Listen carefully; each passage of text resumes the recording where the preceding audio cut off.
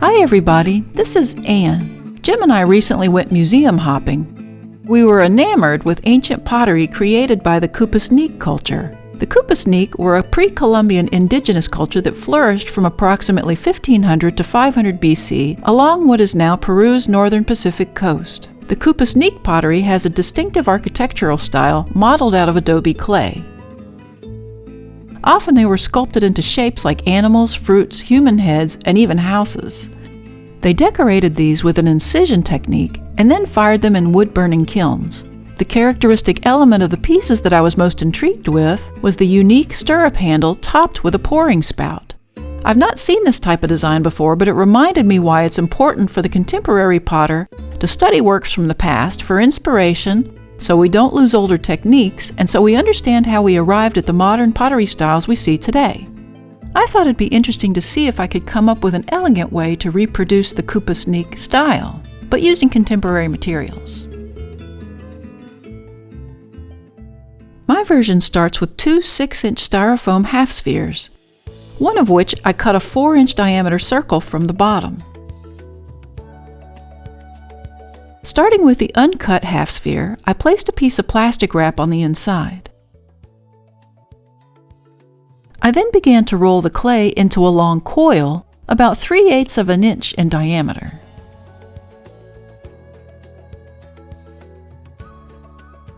I rolled the coil into a tight spiral.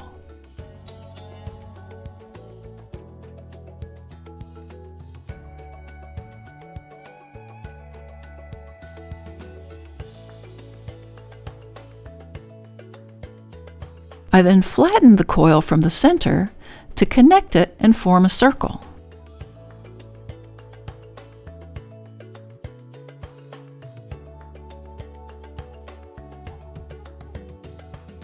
I used my fingers to smooth the connection points and the ends, making sure there are no air pockets between the coils.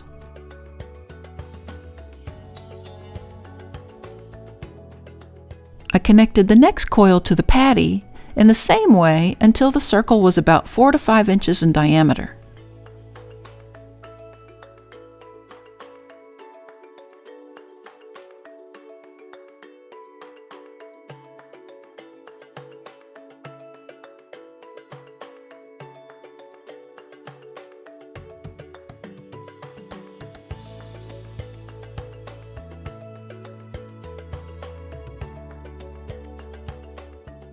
I fit the slab down into the styrofoam mold, gently pushing the clay down to the bottom.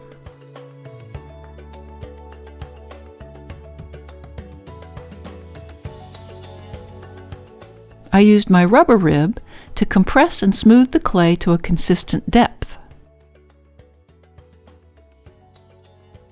I rolled out another coil, then connected and ribbed another round to the inside of the mold. I can imagine in ancient times, they may have used items like gourds or hollowed-out bowls to assist in the molding process.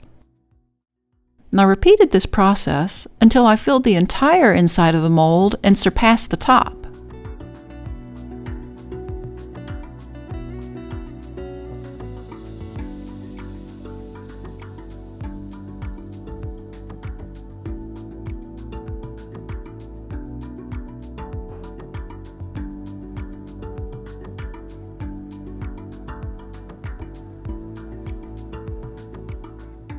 Once the clay was smooth and consistent, I placed my needle tool against the top of the mold and ran it around the top to cut the excess clay away.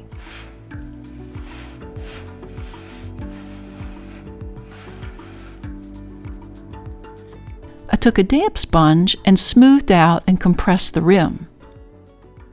When that side of the body was complete, I picked it up by the plastic wrap and fit it down into the cut bottom mold.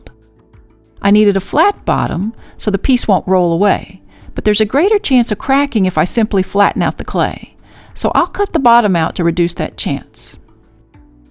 Once fitted into the mold, you can see the edges where the clay sits on the table. I cut along that line with my needle tool, making sure I didn't cut through the plastic underneath. I tried to take out the bottom with my needle, but it was stuck to the plastic, so I used my carving tool to begin taking out that circle. Once I got some of it out, it peeled right away. I then compressed the edge of the clay along the opening.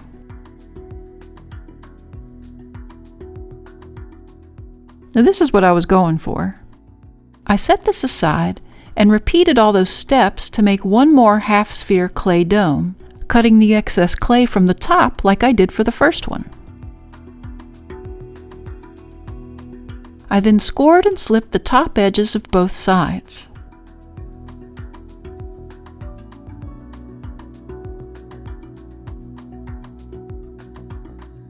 Now to put them together, the best way of doing this was to slowly tip both spheres sideways until the edges came together like this.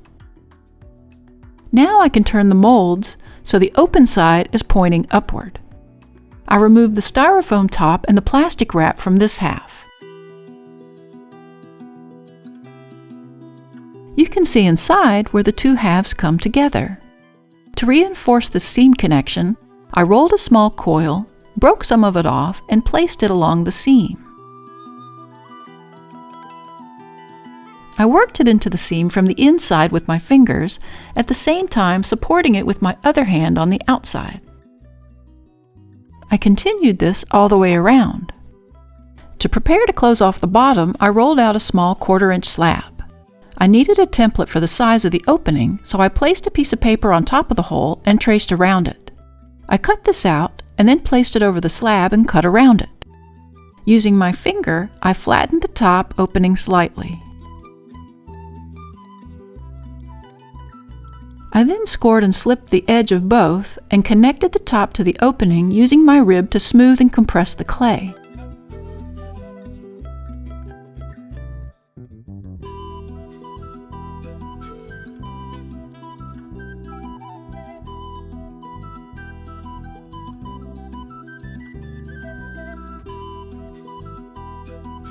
I then continued smoothing all the cracks out from the bottom.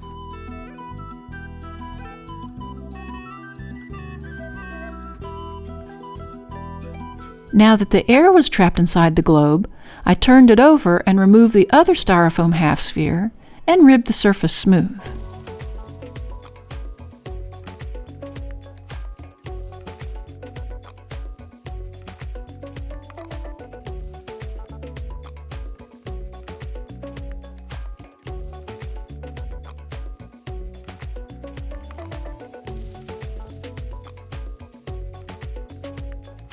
I set that aside and began to work on the stirrup handle.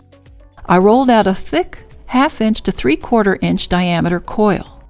I gently bent the coil ends towards themselves. I kept an eye along the bend to make sure it didn't crack or weaken.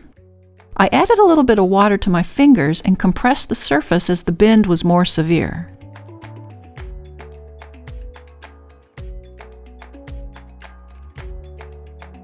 I used a straight edge to make sure my sides were both the same size, and I cut all the way through and removed the excess clay. I then cut down one of the excess clay ends to about 1 inch or so. I flattened the edges of this piece. I then placed the end of the 1-inch coil along the center point of the bended piece. I traced around where the two will connect.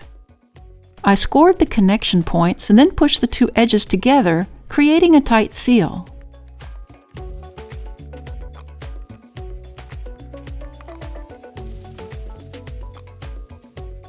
I worked the clay from the top coil down towards the bend and smoothed it out.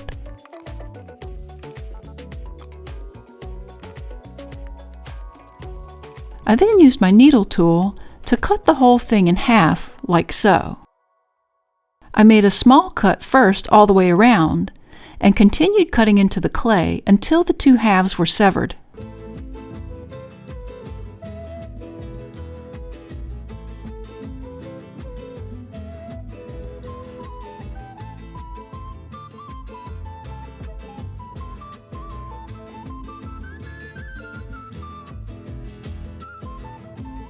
I then used my diamond core extruder tool to hollow out both sides like this.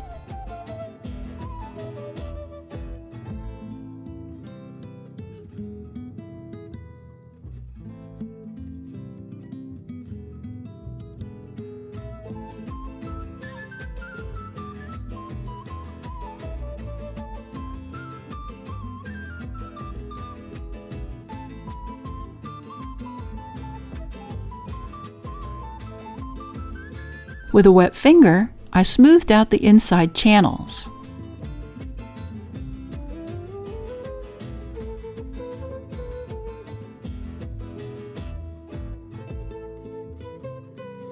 I scored and slipped the edges of both halves, then connected them back together, making sure to line up the edges and the holes.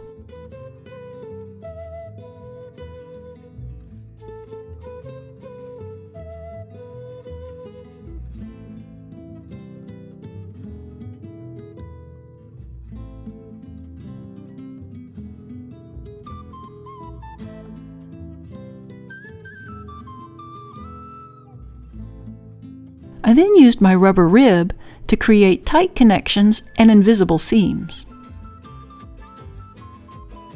I used the blunt end of a long paintbrush along the inside of each hole to smooth the inner clay seam.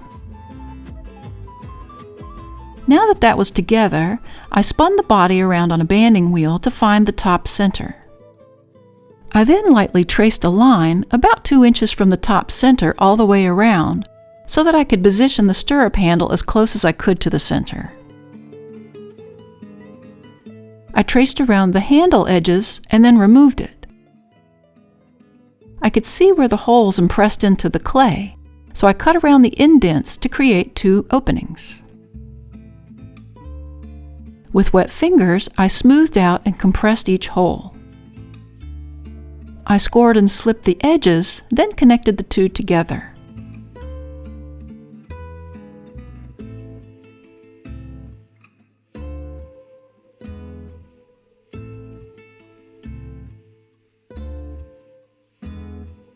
With my needle tool, I pushed clay downward towards the body to connect it.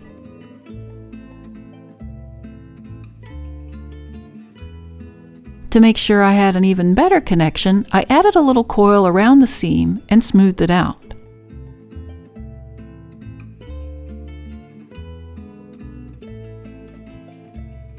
Now here it is, all constructed and ready for a slow drying.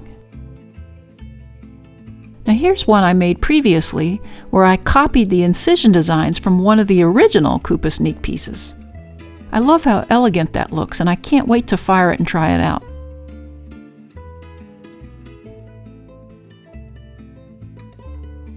I really enjoyed making these, and ended up carving a huge condor over the top of the one that I just constructed.